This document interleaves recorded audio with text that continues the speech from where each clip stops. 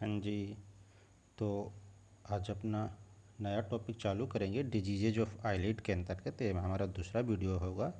तो इसमें अपन पहले वीडियोज में क्या था कि हमने काफ़ी कुछ चीज़ें सीखी थी। एक्सटर्नल हॉर्डियोलम, इंटरनल हॉर्डियोलम क्या होता है। आज अपन उसके बाद विल्फराइटिस की बात करेंगे।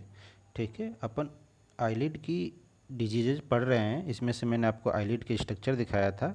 इसमें मैंने आपको क्या बोलते हैं कि जीस ग्लैंड की पोजीशनिंग, मोल ग्लैंड की पोजीशनिंग और मेयोबियन ग्लैंड की पोजीशनिंग बताया था, टार्सल ग्लैंड की पोजीशनिंग बताया था। यही सेम चीज़ें नेक्स्ट जो है इसमें दोनों आईलिड एक साथ है। तो आप देख सकते हैं कि कौन सी ग्लैंड की पोजीशनिंग कहाँ है। जैसे ये हो गया आपके मेयोबियन ग्लैंड, ये हो गई जीस ग्लैंड और ये हो गया मोल ग्लैंड। ठीक है, तो इनसे एसोसिएटेड डिजीजेज बनती थी। तो एक्सटर्नल हॉर्डियोलम क्या होता है कि उसमें आपकी जीस ग्लैंड एसोसिएटेड थी। ठीक है, इंटरनल हॉर्डियोलम में क्या था, मेयोबियन ग्लैंड। चेलिजियन में भी क्या होती है, मेयोबियन ग्लैंड इन्वॉल्व होती है। तो ऐसे करके अपन अब चलते हैं नेक्स्ट। हम अपन को जो पढ़ना था, आज की लेक्चर यहाँ से स्टार्ट होगी विल्फेराइटिस के यहाँ से। ठीक है, तो ये अपन डिजीजेज ऑफ आईलिड देखे थे। तो इसमें भी अपन क्या चल रहा था, इन्फ्लामेशन से एसोसिएटेड अपन पैथोजन देख रहे थे। तो हॉर्डियलम हो गया था, इंटरनल हॉर्डियलम हो गया था। अपन आज की जो टॉपिक रहेगी वो विल्फेराइटिस के ऊपर रहेगा। तो चलिए अपन बाकी जो चीज़ें हैं इसी स्लाइड में होगा, तो आप देखते चलिए। बाकी अपन ये सब पढ़ लिए थे, कवर कर लिए थे। तो आज का टॉपिक यहाँ से है, अपन वेलफेराइटिस पढ़ रहेंगे। तो इसमें देखिए इमेज के अंतर्गत आपको क्या दिख रही है, ये इधर की जो चीज़ें हैं वो एबनॉर्मल है, इधर की चीज़ें नॉर्मल है। ये तो आपको दिख रहा होगा। अपन आईलिड की से एसोसिएटेड प्रॉब्लम्स पढ़ रहे हैं। ठीक है, तो आईलिड पढ़ने का मतलब देखो, यहाँ की जो आईलिड है एकदम स्मूथ है, नॉर्मल है, रेडिश पिंकिश जो भी कलर होती है इसकी नेचुरल, वो दिख रहा है। अब यहाँ पे क्या है कि वेलफेराइटिस के अंतर्गत हुआ क्या कि आईलिड में एक तो इन्फ्लामेशन है। अपन को पहले से पता है, अपन पढ़ क्या रहे हैं, आईलिड के इन्फ्लामेशन वाली बीमारियां पढ़ रहे हैं। ठीक है, जिसमें से हॉर्डियोलम पढ़े, अब अपन दूसरे वेलफेराइटिस के ऊपर आ रहे हैं। तो इन्फ्लामेशन तो प्रेजेंट रहेगी ही। ठीक, सिम्टम्स पूछा जाए, साइन पूछा जाए, तो आप उसमें रिप्रेजेंट कर सकते हो। ठीक, अब एक्स्ट्रा क्या है कि ये जो आई लेसेस है ना, आई लेसेस, तो इन आई लेसेस के जो बेस है, यहाँ पे क्या होता है कि या तो वाइट कलर की या फिर क्या बोलते हैं पिंक कलर की। ठीक, जैसे डेंड्रफ्स होते हैं ना बालों में, तो वैसी टाइप की एक लेयरिंग जमी रहती है। तो इसी कंडीशंस को अपन वेलफेराइटिस बोलते हैं। तो एक कैसे होते हैं, क्या होते हैं, कितने टाइप्स होते हैं, इन सब को अपन फर्दर कवर करते हैं। तो चलिए चालू करते हैं। तो देखिए नेक्स्ट चलते हैं अपन वेलफेराइटिस के ऊपर। यदि रिप्रेजेंट करना हो कि व्हाट इज वेलफेराइटिस, तो आप बोलिएगा कि blepharitis is the most common inflammatory diseases of the lid margin. तो ये तो आपको क्लियर है, अपन पढ़ ही रहे हैं लीड मार्जिन से एसोसिएटेड बीमारियां। और अपन आपको ये भी मैंने बता रखा है, अपन पढ़ रहे हैं इन्फ्लेमेशन ऑफ आईलिडेड। ठीक, इस आईलिड की इन्फ्लामेटरी वाला डिजीज पढ़ रहे हैं, तो आपको वेलफेराइटिस रिप्रेजेंट करने में भी सहूलियत रहेगी। देखिए अपन सीक्वेंस वाइज चलोगे सब कुछ दिमाग में रख के, तो आपको स्टेटमेंट बनाने में एग्जाम में इजीली बन जाते हैं। ठीक, नहीं तो काफ़ी रटने पड़ते हैं चीज़ों को। अब देखिए यहाँ पे क्या है कि जो वेलफेराइटिस है, इसमें अपन देखो इनके दो टाइप की क्लासिफिकेशन बुक्स में मिलते हैं। एक तो क्लिनिकली, एक एनाटॉमिकली। तो कुछ लोग क्या होते हैं कि क्लिनिकली को ज़्यादा महत्व दे के बता देते हैं बुक्स में या क्लास में, और कुछ लोग एनाटॉमिक पॉइंट ऑफ व्यू को ज़्यादा महत्व दे के पढ़ा देते हैं वेलफेराइटिस के अंतर्गत। तो देखो क्लिनिकली क्या है कि टू फॉर्म्स बताया गया, स्क्वैमस वेलफेराइटिस और अल्सरेटिव वेलफेराइटिस।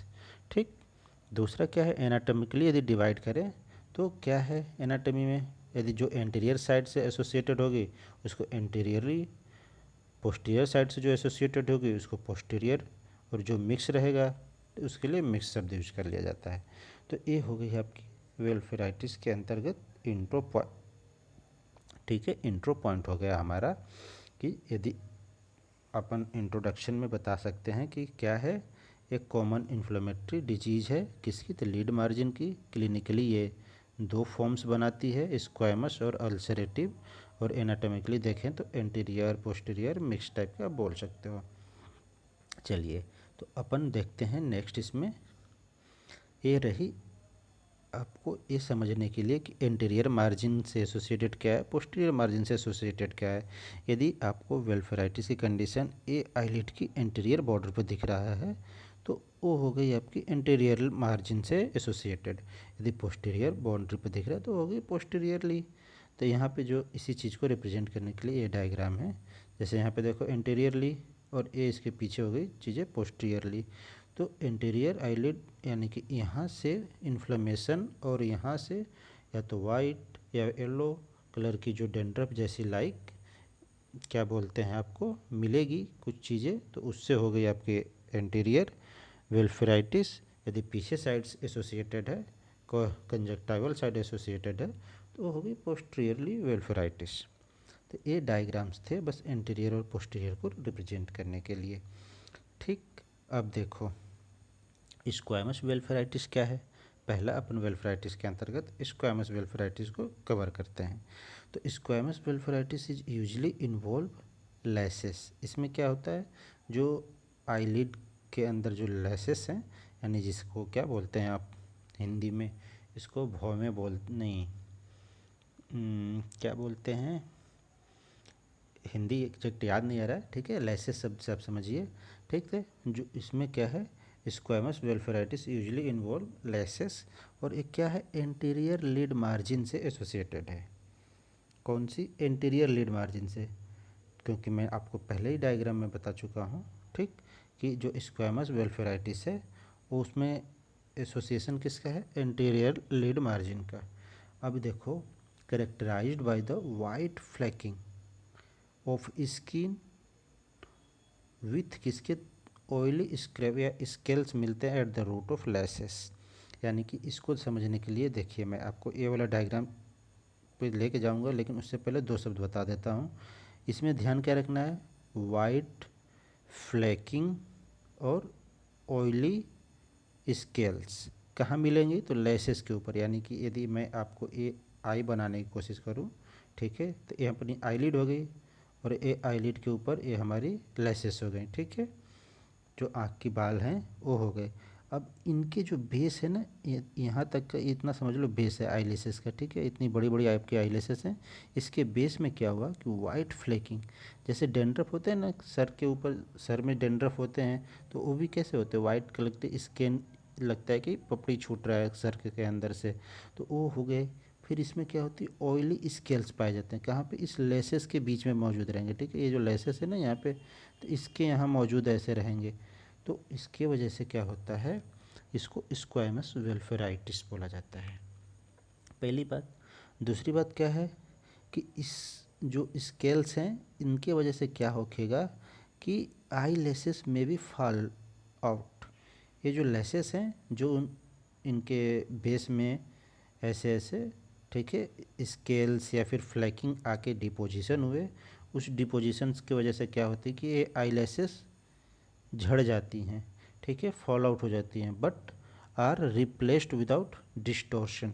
या तो ये झड़ जाती हैं, यहाँ से ख़त्म हो जाती हैं, या फिर डिस्टॉर्टेड संरचना में या फिर लेस अमाउंट में बचती हैं। यानी कि स्क्वैमस वेल्फराइटिस के अंतर्गत क्या देखने को मिलता है कि आपकी जो आईलिड है ना, आईलिड के ऊपर जो आपकी आई लेसेस हैं उसमें क्या होता है, उनके बेस पे डिपोजिशन हो जाता है वाइट फ्लेकिंग और ऑयली स्केल्स का, जिसकी वजह से आपकी आई लेसेस झड़ जाती हैं, ठीक है, या फिर डिस्टॉर्शन उनमें आ जाता है। तो यही कंडीशन होती है स्क्वैमस वेल्फराइटिस के अंतर्गत देखने को मिलता है। अब देखिए अपन इसमें इसकी इटियोलॉजी और अदर चीज़ों को समझने की कोशिश करते हैं। तो ये रहा डायग्राम में, इसमें यही समझाया गया है। देखो ये वाइट कलर की आपकी ये आई लेसेस हैं, आई लेसेस के जस्ट बाउंड्री पे क्या पड़ी हुई है, ऐसे ऐसे वाइट कलर की जो स्केल्स हैं या फिर फ्लैकिंग से ये जमा हुई है। इसकी वजह से क्या होता है कि हमारी जो आई लेसेस हैं वो या तो गिर जाती हैं या फिर आपकी डिस्टॉर्शन अवस्था में चली जाती हैं, या फिर बहुत कम मात्रा में आई लेसेस बचती हैं वहाँ पे, ऐसी स्थिति बन जाती है। तो देखिए अब देखते हैं अपन इटियोलॉजी। तो इटियोलॉजी में एक चीज़ कॉमन है, इटियोलॉजी में यही कॉमन है कि जिस व्यक्ति को डेंड्रफ की समस्या है उसमें होने के चांसेस बहुत ज़्यादा रहते हैं। तो देखो क्या बताया गया है कि the welfare is common in children who suffer from the dandruff of scalp, जिसके सर के ऊपर डेंड्रफ की समस्या है उसमें ये मिलने की संभावनाएं बढ़ जाती है। और ट्रीटमेंट में भी हालांकि काफ़ी हद तक मदद करता है कि डेंड्रफ को यदि अपन सॉल्व आउट करते हैं तो ये भी साथ में सॉल्व आउट हो जाए।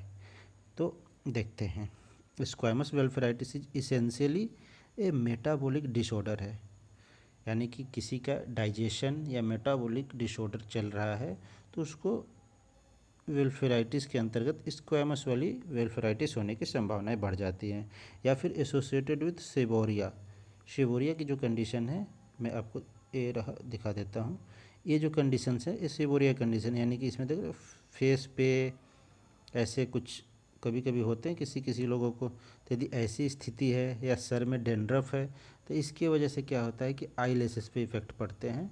और यहाँ पे भी क्या होता है कि वाइट फ्लेकिंग्स या फिर ऑयली जो इसके स्केल्स हैं वो जमा होते हैं, जिससे कि आई लेसेस को क्या होती है इफ़ेक्ट पड़ती है आपकी आई लेसेस पे, उसमें भी इन्फ्लेमेशन क्रिएट हो सकता है आईलिड के ऊपर आपके। ठीक, तो ये रहा अपना, जैसे यहाँ पे क्या देख रहे थे कि इटियोलॉजी के अंतर्गत। तो पहली इटियोलॉजी क्या देखने को मिली सीखने को कि मोस्ट कॉमन किसमें है, जिसको पहले से डेंड्रफ है सर के ऊपर। सर के ऊपर डेंड्रफ है तो आप इसको सरल भाषा में यदि मैं आपको बोलूँ तो जो सर के डेंड्रफ है वो समझो कि आपके सर पे बाल है तो वहाँ पे डेंड्रफ है, आपके आँखों के ऊपर भी बाल है तो आई लेसेस हैं तो वहाँ के जो डेंड्रफ है उसके लिए अपन देखो ये बस आपको समझने के लिए है, ठीक है। आप इसको कहीं अप्लाई या किसी पब्लिक में ना बोलिएगा तो गलत साबित होइएगा, ठीक है। तो जैसे आपके सर के ऊपर डेंड्रफ है वैसे ही आपके जो आई लेसेस हैं उसके ऊपर जो डेंड्रफ होते हैं ना, उसके लिए अपन इस शब्द को प्रयोग में ला सकते हैं कि वेलफेराइटिस के अंतर्गत जो स्क्वैमस वेलफेराइटिस है वो उसको आप बोल सकते हो, ठीक है। तो देखिए, तो आपकी स्क्वैमस वेलफेराइटिस हो गई, ये आपकी डायग्राम हो गया, और ये आपकी इटियोलॉजी। तो इटियोलॉजी में अपन ने सीखा कि जो सफ़र कर रहे होते हैं डेंड्रफ से उनमें मिलने की संभावना बढ़ जाती है। और जिनका मेटाबॉलिक डिसऑर्डर पहले से रहता है, ठीक है, मेटाबॉलिक डिसऑर्डर यदि कोई है तो उसमें भी संभावना ज़्यादा रहती है। या फिर सिवोरिया की जो कंडीशन है, जो कि मैं आपको अभी इमेज दिखाया कि फेस पे ऐसे वाइटिस वाइटिस टाइप के छूट रहे हैं, ठीक है, उनमें होने की संभावना बढ़ जाती है। और कुछ सर्टेन ऑर्गेनिज्म होते हैं उनका क्या काम होता है कि वो जो लिपोलाइटिक को एंजाइम, ठीक है, सिक्रीट करते हैं, जो कि अपने आईलिड के ऊपर जो क्या है कि लिपिड है वो फ्री फैटी एसिड में टूटता है। उस एसिड की वजह से क्या होता है कि इरिटेशन होती है अपनी लिड मार्जिन में और कंजक्टाइवा के अंतर्गत।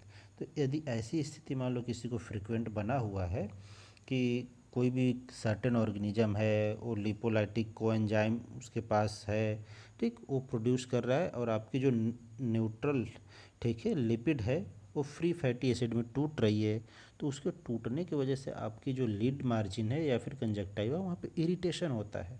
तो यदि वो इरिटेशन बना हुआ है तो उससे भी आपको स्क्वैमस टाइप की जो है वो वाली समस्या बन सकती है।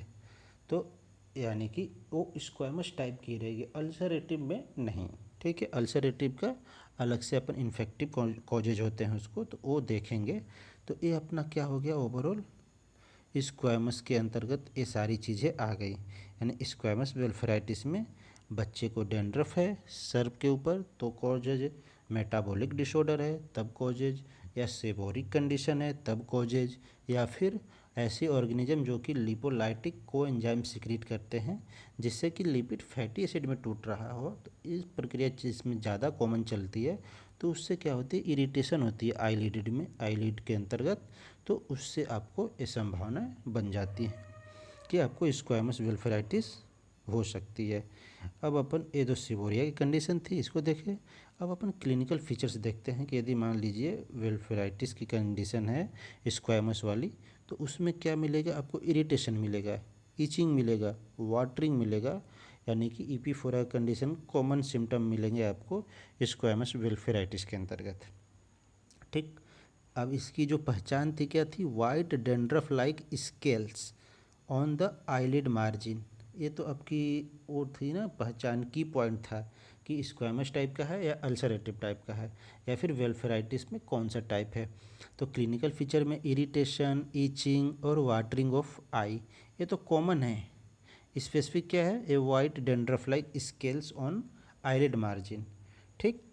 अब जो यदि क्या होता है कि मान लीजिए वाइटिस मिल रही है, आप उसको रिमूव कर रहे हो, ठीक है, तो स्केल आर रिमूव्ड, ठीक है, तो इसकी वजह से क्या होता है कि वो जो एरिया होती है ना उसमें हाइपरेमिक कंडीशन बन सकती है, ठीक है, उसमें आपकी हाइपरेमिक कंडीशन बन सकती है। तो ये चीज़ें रहती हैं समस्या में। यदि क्लिनिकल फीचर्स की हम बात करते हैं तो हमें क्लिनिकल फीचर में क्या क्या सीखने को मिलता है कि आपका जो है इरिटेशन, ईचिंग, वाटरिंग ऑफ आई के साथ साथ वाइट कलर की डेंड्रफ मिलते हैं आईलिड मार्जिन पे। और साथ में आपको क्या मिल सकता है, यहाँ पे आपको बन सकती है कि यदि आप उस वाइट कलर की चीज़ को रिमूव करते हो तो आपके रिमूव करने की वजह से वहाँ पे हाइपरेमिक कंडीशन बन सकती है।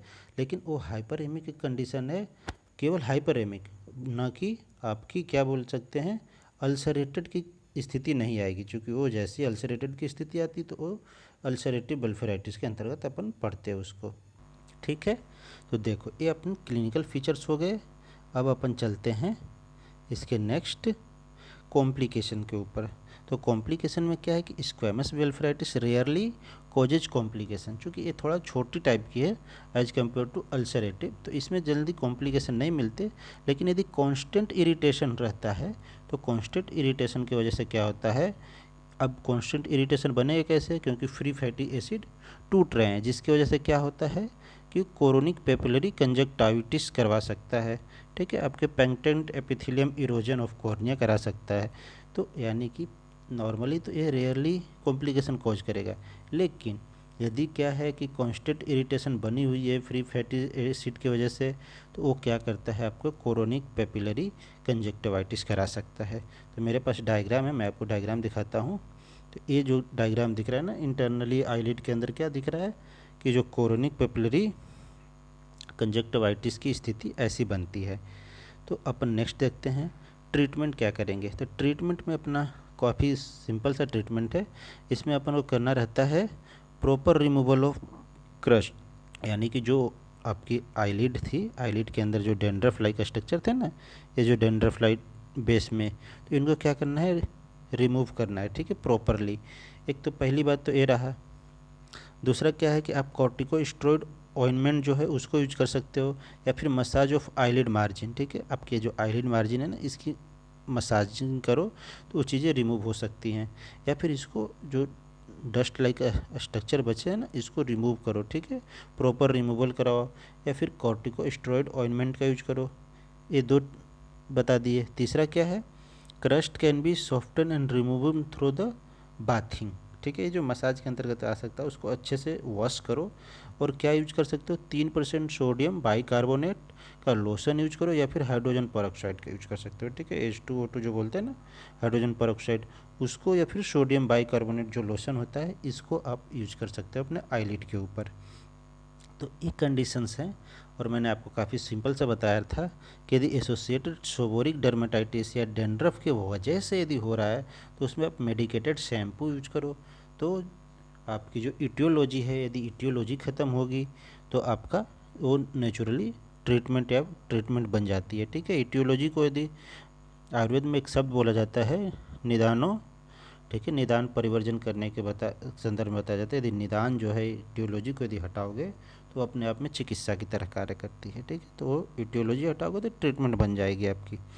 तो ये ओवरऑल जो चीज़ें हो गई अपनी ट्रीटमेंट हो गया। तो अपन अब नेक्स्ट देखते हैं। यहाँ तक जो अपना था वो क्या था, स्क्वैमस वेलफेराइटिस की बातें थी। तो अपन स्क्वैमस वेलफेराइटिस पढ़े। अब अपन कोशिश करेंगे नेक्स्ट वीडियो में कि हम अल्सरेटिव वेलफेराइटिस के बारे में पढ़ते हैं, और एक कंपैरेटिव चार्ट टेबल भी लेकर आऊँगा जिससे कि आपको समझने में सहूलियत रहे स्क्वैमस में क्या क्या है और अल्सरेटिव में क्या क्या सीखने को मिलेगा और क्या अंतर रहेगा। तो चलिए आज की वीडियो में इतना, तब तक के लिए धन्यवाद, मिलते हैं नेक्स्ट वीडियो में।